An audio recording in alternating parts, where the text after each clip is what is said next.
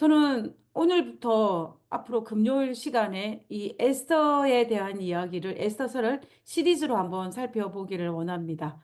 우리가 에스더는 총 10장으로 되어 있는데 다른 성경책에 비해서 비교적 짧은 책이기 때문에 우리가 마음만 먹으면 한꺼번에 읽을 수 있는 책이 바로 이 에스더서입니다. 그리고 에스더서는 아마 많은 사람들에게 익히 잘 알려져 있는 성경책 중에 하나가 바로 이 에스더서일 것입니다.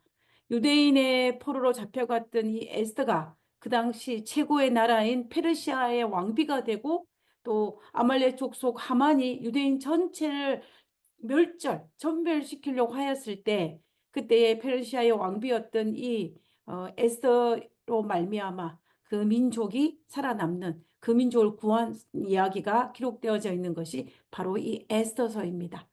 제 영어 이름이 에스더입니다. 이 이름은 제가 지어서 저에게 주었습니다. 원래 저의 본명은 정선옥인데 이 이름은 저희 아버지가 지어서 저에게 주었고 이 에스더는 제가 지어서 저에게 선물로 준 이름입니다. 그래서 외국에서 만난 외국 분들에게는 제가 소개할 때 제 이름을 에스라고 소개를 합니다. 그래서 저는 그때 에스더에 대해서 잘 몰랐지만 에스더처럼 살고 싶다라는 그 소망을 가지고 제가 이 이름을 지었던 기억이 있는데요. 이 에스더서에 나오는 이 주인공인 이 에스더와 그리고 모르드게와 그리고 하만과 그리고 에스더의 남편이었던 이 아하수에르 왕들의 이 인물들을 살펴보면서 우리는 에스더 속에 에스더에 나타나 있는 이 시대에 나는 왜 여기에 있는지에 대해서 깊이 생각하면서 에스더 전체를 한번 살펴보았으면 좋겠습니다. 하나님께서 왜 나를 이곳에 있게 하셨는지 그 질문에 대한 대답을 우리가 에스더서를 연구하면서 발견할 수 있었으면 좋겠습니다. 그래서 저는 이 에스더를 두 가지 입장에서 생각해 보기를 원합니다. 첫 번째는 뭐냐면 첫 번째는 이 종말론 사상의 입장에서 이 에스더를 바라보게 될 것입니다. 무슨 말이냐면은 이 에스더는 구약에서 가장 종말론 색채가 깊이 담겨져 있는 책이 바로 이 에스더입니다. 우리가 신약에서 종말론 사상이 가장 많이 있다면은 요한계시록인데요. 그리고 구약에서는 다니엘도 있긴 하지만 어쩌면 다니엘보다 더 강한 이 종말론 사상에 많이 있는 것이 바로 이 에스더 있는 것을 알 수가 있습니다. 우리가 바벨론의 포로로 잡혀간 여러 사건들 중에 한 사건이라고 말할 수 있을지 모르지만 이 에스더서에 등장하는 이 사건은 하나님 백성에게 마지막 시대에 사탄이 어떻게 할 것인지 그리고 그때에 우리가 어떻게 해야 할 것인지 그때에 우리가 어떤 선택을 해야 할 것인지를 보여줄 수 있는 하나의 축소판이 바로 에스더서입니다.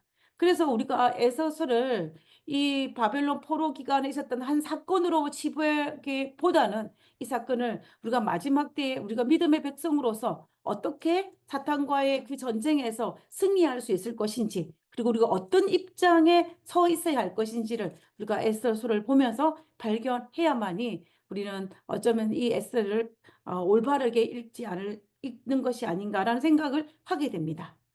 자, 그리고 두 번째는 이 에세서를 제가 사명에 초점을 맞춰서 살펴보기로 합니다. 그거는 뭐냐면 제가 앞에서 말씀드렸던 것처럼 이 에세서를 읽으면서 나는 왜 지금 여기에 있는가에 대한 그 해답을 찾는 것입니다. 어, 하나님께서 포로인 또 거기에다가 이 고아인 에스더가 최고의 나라 그 당시 페르시아의 여성으로서 모를 수 있는 가장 최고의 권력을 가진 왕의 왕비가 되는 그 이유가 과연 무엇이었을까? 하나님께서는 왜 에스더에게 왕후가 되게 하셨는지 그것에 대한 이야기를 우리가 살펴보는 것입니다.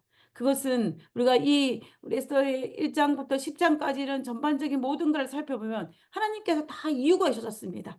그때의 그 이유, 그것을 깨달은 에스더가 어떻게 변화되는지의 모습을 살펴보면서 우리도 이 에스더서를 나의 오늘 이 시간에 지금 여기에 왜 나를 있게 하셨는지 그리고 이 속에 있는 나의 사명이 무엇인지에 대해서 포커스를 맞추면서 이 에서스를 보기를 원하는 것입니다.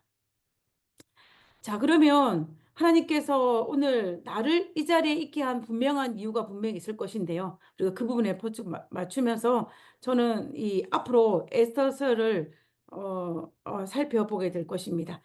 음, 제가 에서를 대략적으로 우리 10장까지이기 때문에 한 5번에 걸쳐서 에서서를 살펴볼 수 있을 것이라고 예측은 하지만, 그러나 앞으로 어떻게 분량이 될지는 정확하게 잘 모르겠습니다. 그렇지만 우리가 이것을 에서를 연구를 하면서 우리가 에서 속에 살아있는 그 숨겨져 있는 하나님의 섭리를 발견할 수 있는 우리가 되었으면 좋겠습니다. 자, 오늘은 그 첫 시간으로서 에스더의 서론을 살펴보도록 하겠습니다. 특별히 에스더 1장과 2장에 나타나 있는 이 사건을 통하여서 에스더 사건의 배경이 되는 그 서론적인 부분을 살펴보기를 원하는 것입니다. 우리가 알다시피 에스더 1장에는 와스디의 왕후, 아수르의 왕의 왕비였던 와스디가 폐위되는 사건이 기록되어 있고, 그리고 이 에스더 2장에서는 에스더가 페르시아의 왕후의 자리로 올라가는 그 이야기가 기록되어 있는 것을 볼 수가 있습니다. 그래서 우리는 이 사건을 통하여서 우리가 하나님의 말씀을 뜻을 한번 살펴보기를 원하는 것입니다. 자, 그러면은 우리가 이 에스더 사건을 살펴보기 전에 우리가 제일 먼저 해야 될 거는 뭐냐면은 이 에스더가 살았던 시대가 어떤 시대인지, 그때의 상황은 어떤 것인지를 살펴보는 것은 정말 중요합니다. 왜냐하면 그렇게 살펴보는 것이 하나님께서 우리에게 향하신 뜻이 무엇인지를 발견하기가 쉽기 때문입니다. 그렇기 때문에 우리가 에스더를 연구하기 전에 먼저 에스더의 시대적 배경을 살펴보고 시작하도록 하겠습니다. 1장 1절에 있는 말씀을 읽어보도록 하겠습니다. 에스더 1장 1절입니다. 이 일은입니다. 에스더 전체에 일어난 이 사건이 언제 일어났는지를 설명하고 있는 것입니다. 이 일은 아하수에로 왕 때에 있었던 일이니, 아하수에는 인도로부터 구스까지 127지방을 다스리는 왕이라. 한마디로 말하면 이 당시에 최고의 권력을 가진 페르시아의 왕이 이 아하수에로인데 그 이야기를 지금 하고 있는 것입니다. 그리고 2절에 보면 당시에 아하수에로는 왕이 수상궁에서 즉위하고 왕위에 있는 제3년에 그의 모든 지방원과 신하들을 위하여 잔치를 베푸니라고 기록되어 있습니다. 우리가 한번 표를 살펴보면요. 이 표는 에스더 사건이 어느 시대에 일어난 건지를 잘 보여주는 표입니다. 우리가 알다시피 이 이스라엘 백성들이 바벨론에서 멸망하고 난 다음에 그 기간을 하나에 살펴보면은 이 바벨론 포로 기간이 있습니다. 그리고 포로가 기간이 끝나고 바벨론이 멸망하고 난 다음에 페르시아가 등장하면서 바벨론 포로 시대가 등장을 합니다. 1차, 2차, 3차에 걸쳐서 이 포로 시대가 등장하고, 그리고 이제 중간사 시대, 침묵의 시대로 했는데요. 중간사 시대를 지나고 난 다음에 예수님이 탄생하는 이 시간적인 타임 캡슐에 있는데요. 우리가 이것을 한번 살펴보도록 하는 것입니다. 우리가 바벨론 포로기가 지나고 이제 바벨론 포로 기한 시대에 들었을 때 이 고레스가 바벨론을 멸망시키고 난 다음에 그래서 1차 포로 속박령을 내립니다. 그때가 언제냐면은 536년입니다. 1차 바벨론 포로 속박령 여기 보이시죠? 여기 등장을 합니다. 그 다음에 이제 지금 여기에서 보면은 이 별표로 등장하는 것이 보면 에스더 왕비가 등장하는 이 시대가 등장합니다. 사건입니다. 그러면 이 시대를 가만히 이 표적에 살펴보면은 BC 457년에 2차 포로 기한이 일어나기 전에 일어난 사건이 바로 이 사건인 것을 우리가 알 수가 있는 것입니다. 그러면 다시 말하면 무슨 말이냐면은 이 에서서에 등장하는 이스라엘 백성들은 1차 바벨론 포로 석방령이 내렸을 때 고국으로 돌아가지 아니하고 이 페르시아 땅에 남아있는 유다 백성이라는 것을 우리가 알 수가 있습니다. 이스라엘 백성들이 바벨론의 포로로 잡혀가서 세 번에 걸쳐서 이제 포로 석방령에서 본국으로 돌아가게 되는데요. 첫 번째 1차 포로 귀환한 명수를 대충 보면은 4만 5천 명이 본국으로 돌아갔습니다. 우리가 1차, 2차, 3차에 걸쳐서 포로 잡혀가는 그 인구가 대략적으로 10만 명이 되었습니다. 10만 명이 바벨론의 포로로 잡혀갔습니다. 그런데 그 10만 명 중에서 몇 명이 4만 5천 명이 본국으로 돌아왔다는 것입니다. 그런데 그러면은 지금 이 에서 사건은 1차 포로기환과 2차 포로기환 중간에 있기 때문에 이 에서에 등장하는 유대인들이라는 것은 결국 예루살렘에 돌아갈 수 있었음에도 불구하고 예루살렘에 돌아가는 어떤 긴 여행과 그리고 이미 황폐된 예루살렘 성읍을 다시 재건해야 되는 수고보다는 차라리 내가 이 페르시아 이 땅에 있어 노예로 살고 있지만 그래도 내가 이곳에서 오랫동안 살면서 터전을 갖고 오기 때문에 여기에 사는 것이 더 낫다고 생각하여 페르시아 땅에 남아있는 길을 선택한 유대인들이라는 것을 우리가 알 수가 있습니다. 그래서 다시 말하면 이 에서스에 등장하는 이스라엘 백성들의 신앙은 참 하나님을 섬기는 구별된 유대인으로 살기보다는 하나님의 선택된 민족으로 살기보다는 어떤 현실주의 신앙을 하기로 선택한 사람이라고 볼 수가 있는 것입니다. 사실 이때에 하나님께서는 스가랴 선지자를 통하여서 예루살렘으로 돌아가라는 호소가 이미 주어진 상태입니다. 그리고 바벨론에서 도망하라는 경고가 주어졌습니다. 우리가 그 부분을 살펴보면요. 스가랴 2장 6절에 보면 오라 너희는 북방 땅에서 도피할지어다. 북방 땅에서 도피하라는 것입니다. 그리고 7절에 보면 바벨론 성에 거주하는 시온아 이스라엘 백성들이죠. 이제 너는 피할지니라. 다시 말하면 빨리 바벨론을 떠나라고 이야기하는 것입니다. 빨리 예루살렘으로 돌아가는 그 호소가 주어졌습니다. 그러나 이 이스라엘 백성들은 이 스가랴 선지자를 통하여서 이 예루살렘으로 돌아오라.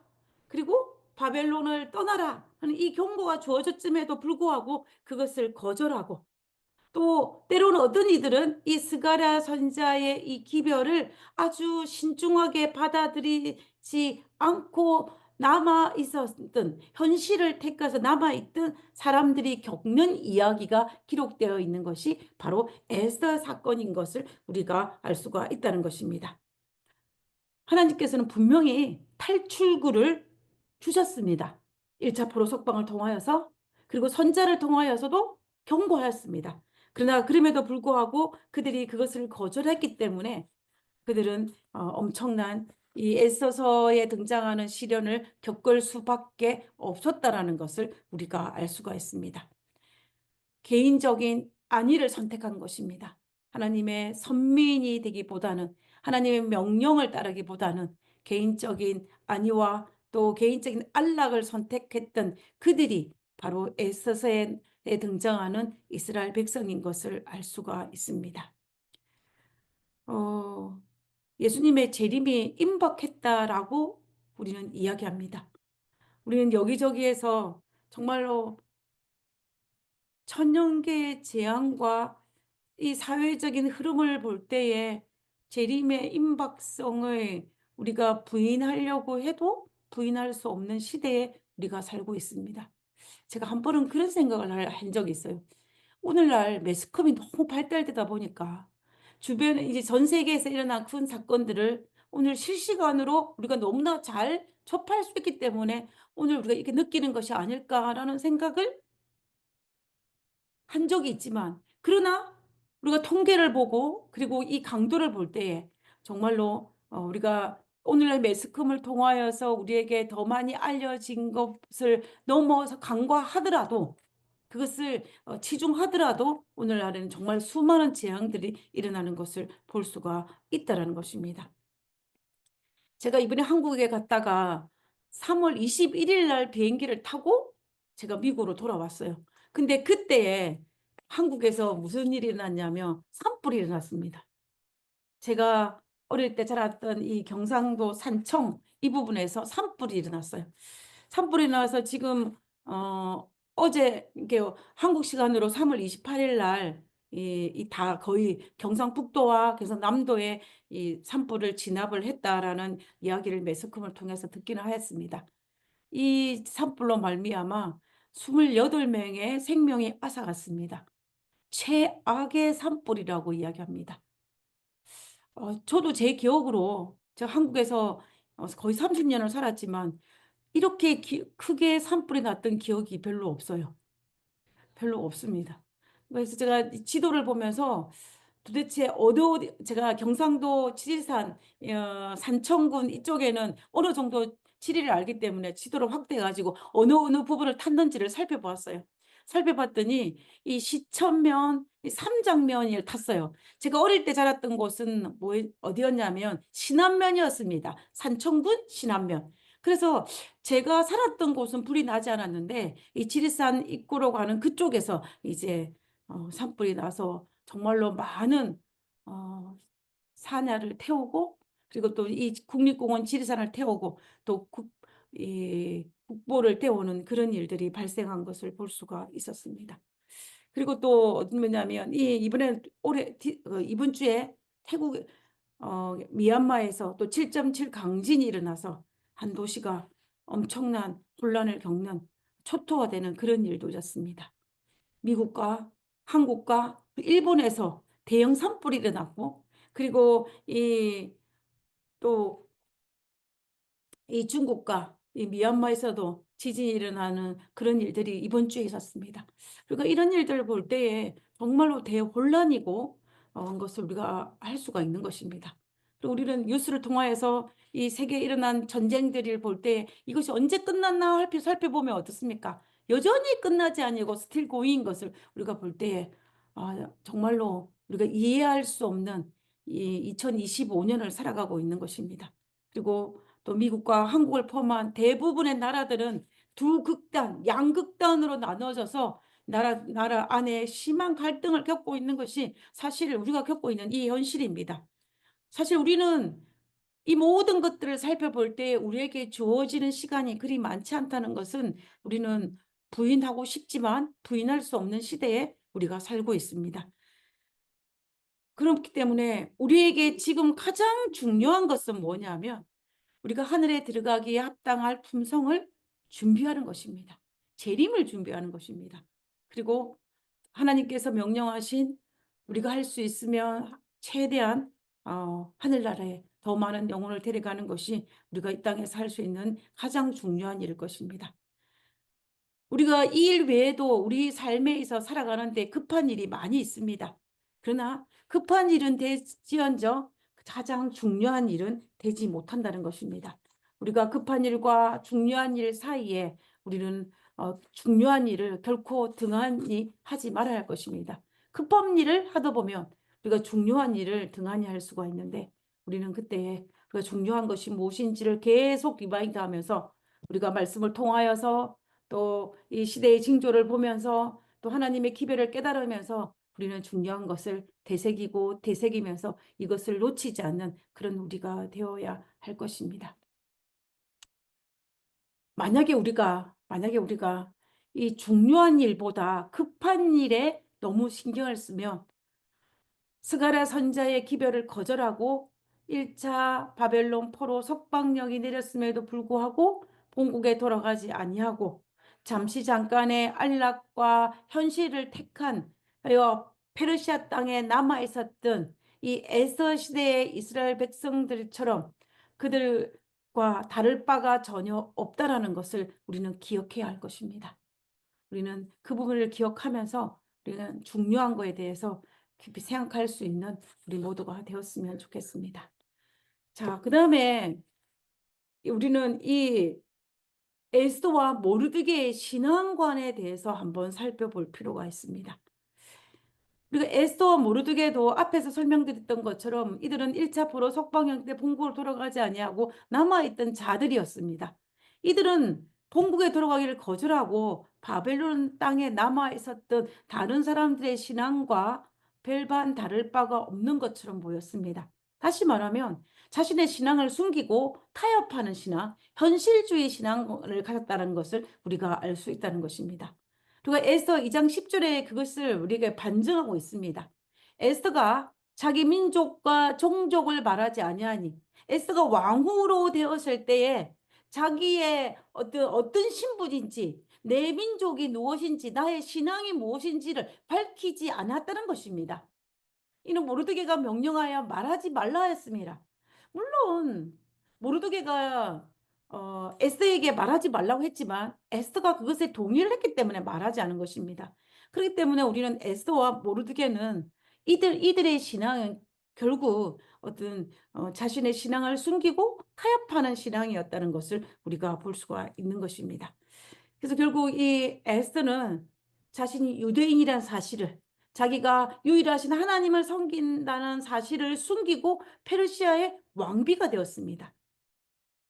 그녀는 페르시아의 왕비로서, 아하수에르 왕의 부인으로서 아마 그런 부와 명예를 누렸을 것입니다. 우리가 이 연도를 계산해 보면요, 대략적으로 이 에스더에 등장하는 그 이슈, 사건이 터지기 전에 대략적으로 한 5년 정도? 5년 정도는 이 에스더가 페르시아의 왕궁에서 아주 편안하게 잘 살았습니다. 무너질 모래성일지도 모르고 아주 편안하게 잘 지낸 것 같습니다. 아마 에스더는 페르시아인들처럼 먹었을 것이고, 에스더는 페르시아인들처럼 잊고 살았을 것입니다. 아마도 어쩌면 공식적인 행사에서는 자신의 남편의 이 신봉하는 우상에게 절도하면서 겉으로 보기에는 페르시아인처럼 살았을지도 모르겠습니다. 그래서 아무도 이 에스더가 유대인이란 사실을 아는 사람은 없었습니다. 하만도 그 사실을 몰랐습니다. 심지어 자기 남편이었던 그 왕도 이 사실을 몰랐습니다. 철저하게 자신의 신분을 숨기고 궁궐에서 아주 편안하게 살았던 그 시간이 누렸던 자가 누구냐면 바로 이 에스더였다는 것입니다. 결국 그래서 우리는 에스더와 모르드게의 신앙은 한마디로 하면 약속의 땅에 들어가기를 거절한 이 10만 명 중에 남아있는 5만 명에 속하는 그 신앙의 모습을 가지고 있는 것입니다. 타협하는 신앙. 그래서 어떤 학자는 이 에스더의 이런 모습을 보고 뭐라고 평가를 했냐면요, 에스더는 자신의 신앙과 하나님의 관계를 담보로 세상의 것을 즐긴 사람이다라고 이야기했습니다. 자신의 신앙과 하나님의 관계를 담보로 세상에서 할 수 있는, 그거는 어떤 걸 가지고 이 땅에 누릴 수 있는 걸 누리는 그러한 모습을 하고 있다는 것입니다. 자, 그 다음에 이제 우리가 한번 살펴보기를 원하는 것은 누구냐면 이 아하수에로입니다. 이 아하수에는 도대체 어떤 사람인가? 이 아하수에가 어떤 사람인가를 우리가 한번 정리를 해볼 필요가 있습니다. 이 아하수에로 왕은 21년간 통치한 이 페르시아의 왕입니다. 역사서에서는 그를 크세르크스라고 기록하였습니다. 크세르크스가 성경에는 아하수에로 왕이 되어 있는데 동격입니다. 우리가 이 지금 한 표를 하나 보면요, 이 바사 페르시아의 왕의 계보와 이 표가 있습니다. 이것을 가만히 살펴보면요, 이 5번째 등장하는 왕이 크세르크스입니다. 여기는 통일 페르시아 왕입니다. 그래서 고레스가 첫 번째가 된다면은 맨 마지막 10번째는 다리오 3세인데 이때 이제 이 페르시아가 망하게 되죠. 망하게 되는데 그 와중에 중간 정도에 해당하는 5번째 등장하는 이 크세르크스가, 이거 좀 확대를 좀 해보겠습니다. 이 크세르크스가 이 아하수에르 왕이고 성경에서는 왕후 에스의 남편이었다는 것입니다. 우리는 이걸 알 수가 있는데요. 그래서 이 크세르크스가 통치하던 시대에는, 아하수르 왕이 통치하던 시대에는 이 페르시아의 가장 전성기를 누리면서 가장 번성할 시기가 바로 이 시기였습니다.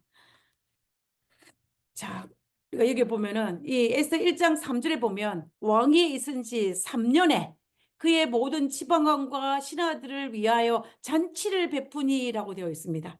여기에 보면은 이 왕위에 오른 지 3년 정도 되었을 때는 역사적으로 볼 때에 이 페르시아 왕이 가장 번성할 때입니다. 우리가 지금 이 잔치가 역사적인 그 사건을 보면 어떤 사건이 발생하냐면 이 그리스와 전쟁을 해야 될 상황이었습니다. 그래서 이제 전쟁이 나가기 전에 이 크스레크스가 전쟁을 준비하면서 6개월 동안 잔치를 베풀었습니다. 한쪽에는 전쟁을 준비하고 또 동시에는 잔치를 베풀면서 이제 하고 있었던 그 시기였습니다. 그러니까는 결과적으로 얼마나 부강했는지를 우리는 충분히 알 수가 있다는 것입니다. 그래서 그리고 또 앞에 살펴본 것처럼 그 당시 페르시아의 왕이 살았던 그 궁이 어느냐면 수상궁입니다. 수상궁을 수상궁이라고 알려져 있는 이 유적지입니다. 이 터가 이렇게 남아져 있습니다. 이 수상궁은 이 과일과 꽃으로 뒤덮인 정원을 가진 것으로 유명했다라고 합니다. 그래서 여기 이 지도에 여기 사진에서 보는 것처럼 이 수상궁은 주변에 있는 지대보다 약간 높이 올라와 있지 않습니까? 여기에 아름다운 꽃으로 이 정원을 꾸미고 그리고 왕궁은 이 수상에 있는 이 주변의 나라들보다 무려 36m나 높이 지었다고 합니다. 그러면 결과적으로 밑에 있는 백성들이 궁궐을 아래에서 위로 쳐다볼 수 있는 모습으로 지은 것입니다.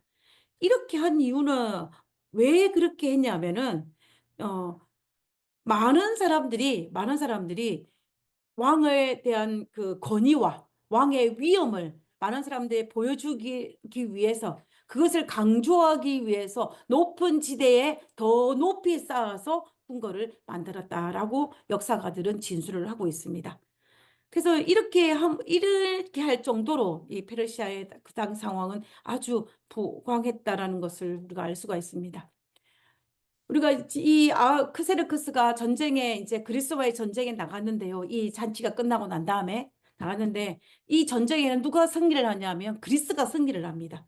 그리스가 승리를 해서 이제 이 아수르 왕을 이제 점령을 대패를 시키는데 그때에 그 페르시아의 군대를 이제 점령하고 도망친 자는 놔두고 그곳에 가보니까 그 당시에 페르시아가 얼마나 부강했는지, 특별히 아하수에르 왕 때에 얼마나 부강했는지를 단적으로 알 수 있는 많은 것들이 있었습니다.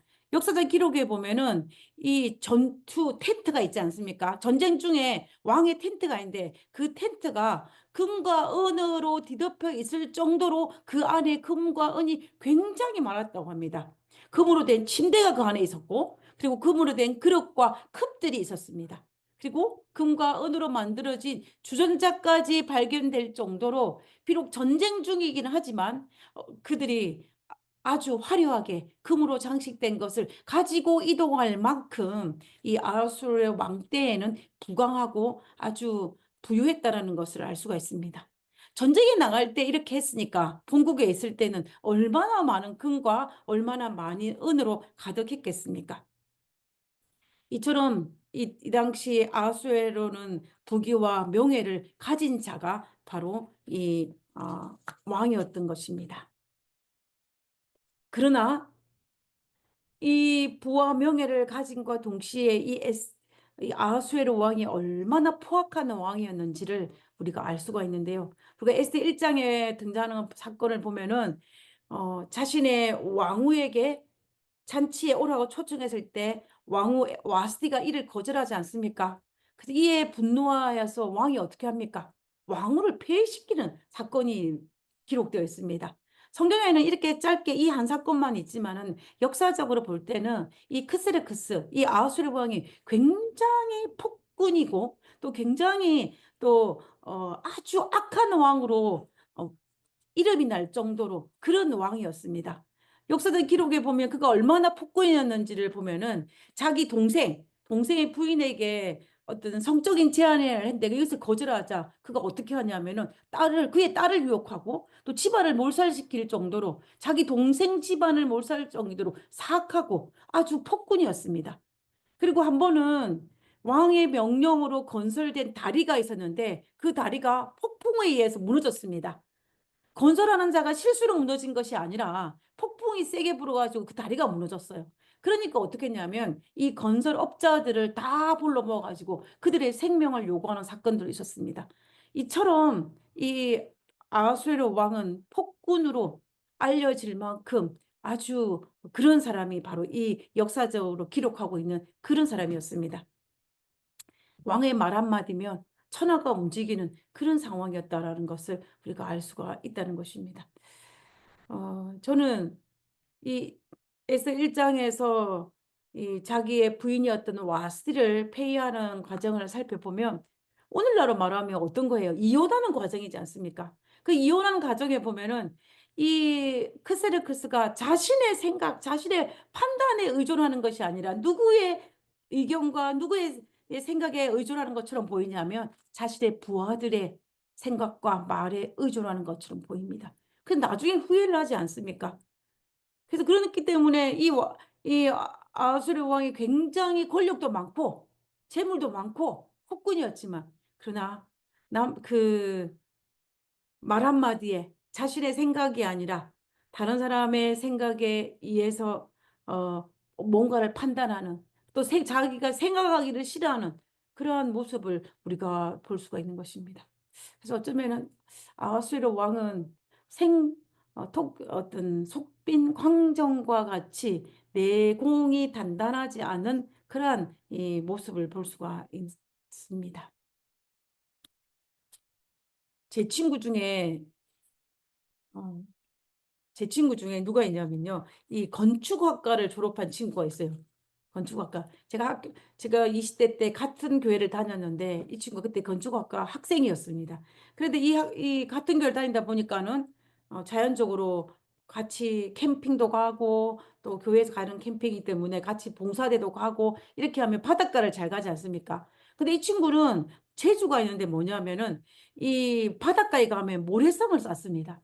모래성을 쌓는데 정말로 기가 막히게 잘 쌓아요. 건축가답게. 아주 정말로 잘 쌓습니다. 그래서 우리가 바닷가에 가면 우리는 바닷물과 놀기가 바쁜데 이 친구는 이 모래 가지고 모래성을 쌓기 시작해요. 아주 화려하게, 아주 꼼꼼하게 모래성을 이렇게 쌓아갑니다. 그러면은 정말 지나가는 사람들이 발걸음을 멈추고 쳐다볼 정도로 모래성을 잘 쌓았어요. 그런데 이렇게 잘 쌓은 모래성이라고 할지라도 아무리 아름답고 정교하게 쌓은 모래성이라 할지라도 무너지는 것이 모래성입니다. 그래서 바닷물이 몰려오면 이 모래성은 무너질 수밖에 없어요. 그리고 한 손으로 툭 쳐도 이 모래성은 무너집니다. 어린아이가 건드려도 무너지는 것이 바로 이 모래성인 것입니다. 쏙빈 강정과 같은 것입니다. 쉽게 무너질 이 모래성 같은 이 내복을 가진 자가 어쩌면 이 아수에로 왕이 아닌가라는 생각을 할 정도로 그는 겉으로는 굉장히 폭군이고 굉장히 많은 권력을 가진 것처럼 보였지만 그러나 그렇지 못하는 그런 모습을 볼 수가 있다라는 것입니다. 자, 그러면 이제 우리는 이런 상황 속에서 우리가 한번 살펴볼 것은 뭐냐면요. 그런데 문제는 이방의 왕이었던 이 아하수에르가 문제가 아니라 하나님의 백성이었던 모르드게의 생각과 에스의 생각에도 이 아하수에르가 별반 다를 바 없이 1차 앞으로 속방에 내렸음에도 불구하고 돌아가지 아니하고 자기의 신분을 속이고 페르시아 땅에서 호의호식하면서 잘 사는 것이 바로 행복하고 안전하고 평안하다라고 생각했는데 이것 또한 바로 무엇이었냐면은 쏙빈 강정 모래성을 쌓는 것과 다를 바가 없었다는 것입니다. 그때 그 일이 에서 3장 이후에 일어난 사건이 일어나기 전에는 그들이 그 사실을 몰랐어요. 그래서 그것이 아주 올바른 선택이라고 했지만 그러나 우리가 이 에서의 전 1장부터 10장까지의 모든 사건을 알고 있는 우리들의 입장에서 볼 때 그들이 쌓아 올리는 성은 모래성과 다를 바가 없다라는 것입니다. 그래서 우리가 에서에 등장하는 이 고난은 이스라엘 백성들이 당해야만 했던 이 고난은 그들이 예루살렘에 돌아갔다라면 겪지 않아도 될 고난이었습니다. 그리고 사실은 또 에스더가 자신이 유대인이라는 사실을 자신이 여호와 하나님인다는 사실을 당당히 밝혔다면 어쩌면 겪지 않아도 됐을지도 모르겠습니다. 왜냐하면 하만이 어, 이스라엘 민족 전체를 멸절하고 했던 이유를 살펴보면 누가 잘못했냐면 모르드게 한 개인 유대인 한 명이 잘못한 것이었습니다. 거기에 분노하여서 이 하만이 한 명 모르드게뿐만이 아니라 그의 민족 전체를 멸절하려고 했던 것입니다. 그런데 만약에 하만이 왕후가 유대 백성이라면 그는 감히 이 일을 하지 못했을 것입니다. 유대 민족 전체를 말살할 계획을 진행하려고 하지 못했을 수도 있다는 것입니다. 그러나 그들이 멀찍이 떨어져 있기 때문에 그에게 더 고난은 그들 가까이 빨리 그의 삶 속에 들어왔음을 우리가 알 수가 있습니다. 우리가 사복음서에 보면은요, 예수님께서 십자가에 달려 돌아가시기 전날 밤에 이제 어, 신문을 받으실 때에 이 예수님의 제자였던 베드로와 요한의 모습을 살펴보면은 우리가 아주 대조를 이루는 것을 우리가 알 수가 있습니다. 요한은 어떻게 합니까? 예수님 가까이에 갔습니다. 그러나 그와 반대로 누구는? 베드로는 멀찍이 자신이 예수님의 제자임을 숨기고 예수님이 아닌 것처럼 하면서 멀찍이 예수님께서 신문 당하시는 것을 바라보았습니다. 그런데 정말 신기하게도 가까이 갔던 요한에게는 유혹이 없었습니다. 예수님 가까이 갔든. 그가 예수님의 제자라는 것을 드러냈음에도 불구하고 그에게 유혹이 없었어요. 그러나 그와 반면에 베드로는 자신의 신부를 숙인 베드로는 그에게 엄청난 유혹이 오고 시련을 겪는 것을 우리가 보지 않습니까? 그러므로 우리의 신앙을 숨기고 또 세상은 우리가 절반은 세상에 그리고 절반은 이 하늘에 두면서 우리가 저울질하면서 신앙인도 아니고 세상에 하나님 믿지 않은 사람도 아닌 것처럼 살아간다면 우리는 어쩌면 더 많은 유혹을 받을 수 있고 더 많은 시련을 당할 수 있다라는 것입니다. 그러므로 우리는 베드로의 사건과 이 에스더의 사건들의 모습들을 살펴보면서 이룰 수 있는 한 가지 결론은 무엇이냐 하면은 우리가 비록 이 땅에서 사탄이 우는 사자처럼 달려들므로 우리가 많은 고난과 어려움이 있는 것은 사실이지만 그럼에도 불구하고 우리가 조금 더 많은 고난과 유혹에서 면제받을 수 있는 비결은 뭐냐면 1차 바벨론 포로 석방이 내렸을 때 고국에 돌아가는 것처럼 요한이 예수님이 가까이 있는 것처럼 우리도 예수님께 사로잡힌 성도로서 예수님을 성실히 섬기는 성도로 살아간다면 우리는 더 어렵지 않을 수 있다라는 것입니다.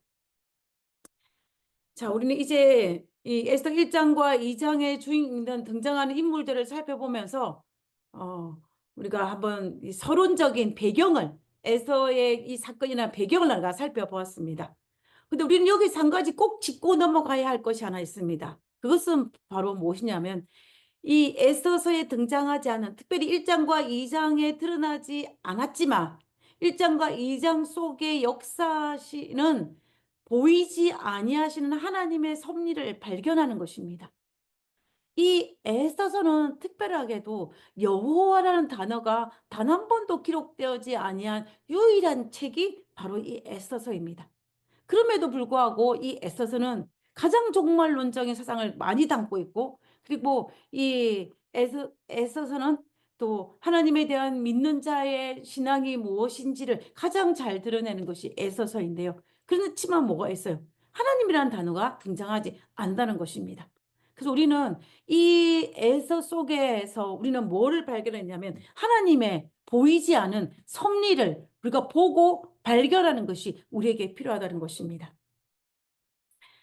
제가 어릴 때 그 농촌이 아니라 산촌에 자라기 때문에 뭘 많이 봤냐면요. 하늘에서 떨어지는 별들을 정말로 많이 봤습니다.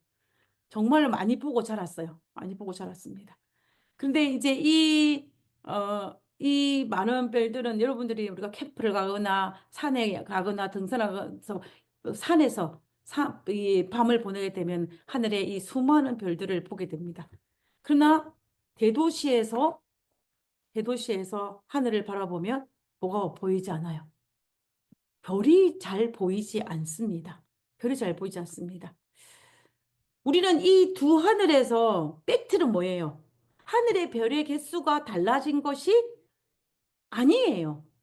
하늘은 여전히 똑같은 별이 있고 밤하늘은 바뀐 것이 아닙니다.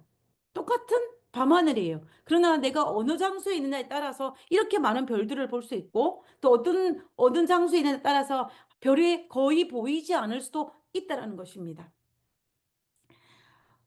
내가 시골에서 보든지 산에서 보든지 대도시에 보든지 우리는 그 하늘과 그 별은 여전하지만 달라질 수 있는 것입니다. 그러면 우리가 왜 그럼 그 달라진 이유가 무엇일까? 크게 두 가지입니다. 첫 번째는 뭐냐면 이 사람들이 만들어낸 공해로 말미암아 공기가 막지 않기 때문에 하늘의 별들을 잘 보지 못하는 것이 첫 번째 이유이고, 두 번째 이유는 뭐냐면은 이 대도시는 불빛이 너무 많습니다. 전기불이. 불빛이 너무 많아서 하늘에 있는 별빛을 보지 못하는 것입니다. 그렇기 때문에 우리는 이 원리로 가만히 생각해 본다면은 어떻습니까? 계시록 에서서에 등장하는 이 모든 사건들을 볼 때에 예? 어, 자신이 밝히는 빛을 줄이면은 하나님의 섭리를 발견할 수 있다는 것입니다. 예를 들어서 에서 1장에서 이 아하수에로가 잔치를 베풀고 음주 파티를 하고 이런 여러 가지 이 복잡한 것을 접는다면 하늘의 별을 볼 수 있는 하나님의 섭리를 볼 수 있는 것입니다. 그리고 2장에서는요. 이 에스더가 자신의 신분을 속이고 페르시가 왕비가 되는 이런 개인적인 이런 것들을 접는다면 그 속에 그 모든 과정 속에서 숨겨져 있는 하나님의 섭리를 보고 또 그것을 발견할 수 있다라는 것입니다. 영감의 글에는 이 에스더 1장과 2장에 있는 이 큰 사건들을 바라보면서 어떻게 기록하고 있냐면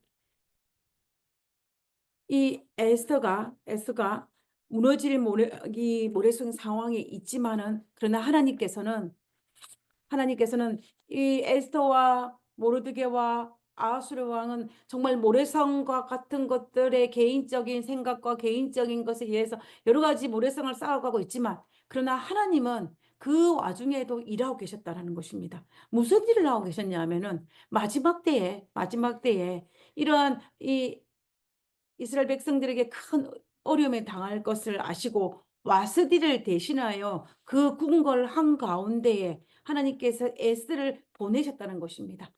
그래서 그들이 이스라엘 백성들의 위기가 당할 때에 이 에스를 통하여서 그 일을 이룰 수 있도록 하나님께서는 일하고 계시다는 것입니다.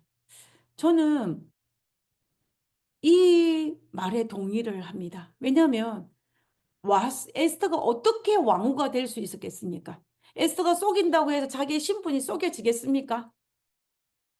그리고 그 많은 사람들 속에 어떻게 에스더가 왕후가 될 수 있겠습니까? 하나님의 섭리가 보이지 않은 섭리가 있었기 때문에 하나님께서는 이 에스더를 궁궐에 보냈고 유대 민족에게 큰 어려움을 당할 때에 그 일을 할 수 있도록 하나님께서 일을 하고 계셨다라는 것을 우리가 알 수가 있다는 것입니다. 그래서 우리는 오늘 우리의 삶 속에서 어쩌면 쉽게 무너질 모래성을 쌓으면서 살아가고 있지만 하나님께서는 여전히 우리의 눈에 보이지 아니한다 할지라도 역사하고 계시고 우리가 눈치채지 못한다 할지라도 하나님의 일은 계속 이어지고 있다는 사실입니다. 우리가 보이지 않은 하나님을 깨달은다면 그것을 볼 수 있다면 어떻게 되겠습니까? 우리는 참으로 행복할 것입니다. 그러나 그것을 깨닫지 못한다 하여도 여전히 하나님은 그 일을 하고 계십니다. 그러면 우리가 어떻게 하나님께서 일하고 계시는지 하나님의 섭리가 있는지를 발견할 수 있을까요? 그것은 하늘의 별을 보는 일과 똑같습니다. 하늘의 별을 보려면 어떻게 합니까? 내 주변에 있는 불빛들을 꺼야 합니다. 끄면은 하늘에 있는 별이 보입니다. 그 말은 다른 말로 하면 우리의 삶 속에서 참 개인적으로 쌓는 이 모래성들을 두고 하늘에 집중한다면 하나님의 섭리를 보게 될 것입니다. 그래서 우리는 그리스도인으로서 우리의 개인의 삶에 대해서 묵상을 해야 된다는 것입니다. 묵상한다는 것은 뭐냐면 하나님의 섭리를 발견하는 것이고 또 하나님의 일을 보고 깨닫는 그 시간을 가지는 것이 바로 묵상하는 것입니다. 그러므로 우리 모두는 우리가 어쩌면 지금 무너질지 모를 모래성 쌓는 놀이에 너무 집중하기보다는 이 일을 잠시 멈추고 우리가 안식일이 우리에게 있다는 건 축복일입니다. 우리가 6일 동안 힘써 일했지만 이 안식일에는 그 일을 멈추고 우리의 모든 생각과 우리의 모든 뜻을 하늘에 집중하면서 또 하나님께서 어떤 일을 하고 계시는지 어떤 섭리를 베풀고 계시는지를 발견하는 그런 저와 여러분이 되었으면 좋겠습니다. 우리는 매일의 삶 속에 그리스도인으로서 하나님의 섭리와 또 하나님의 일하심을 발견하는 그런 특권을 누릴 수 있는 우리 모두가 되기를 간절히 바라면서 오늘 말씀을 마치도록 하겠습니다.